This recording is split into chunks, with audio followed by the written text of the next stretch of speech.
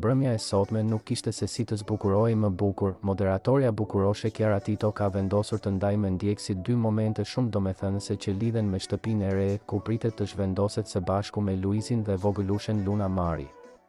Në njërin nga fotot e publikuara në Instastory, shihet një dritare ende e pahequr nga plastika mbrojtëse, krahas një shkallë pune që dëshmon se ambienti është ende në përfundim e sipër. Chiara ka shkruar edhe pak, një frazë që përtej thjeshtësisë, mbart pa durim, entuziazëm dhe një ndjesi të fortë, afrimi me një kapitull të ri që pritet me zemër të hapur nga të gjithë ata që i ndjekin. Fotoja tjetër është akoma më e dashur dhe e jetës së përditshme, ku shfaqet Luna e vogël duke luajtur në dy sheme, e rrethuar nga një kaos i vërtet lodrash të shpërndara gjithandej. Chiara ka ironizuar me një ton të ngrohtë, duke shkruar, po të shtëpia e re këtë punë do kemi o Luna, duke lënë të kuptohet se me gjithë lodhjen dhe rrëmujën e natyrshme që sjellin fëmijët, gjithçka ka një shije të ëmbël dhe të lumtur kur bëhet për të.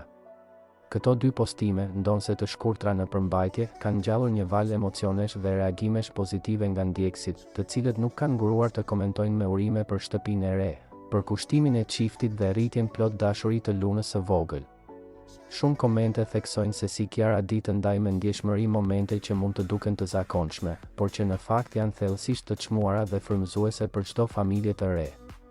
Dritarja që pritet të hapet, sirtarët ende bosh dhe hapësira ku vogëlushja shtrin lojrat e saj, nuk janë thjesht pjesë të mobilimit, por element të një jete që po ngrihet ngadalë me përkushtim dhe durim, me emocione të vogla, por të vërteta që e bëjnë çdo shtëpi të kthehet në një shtëpi të ngrohtë.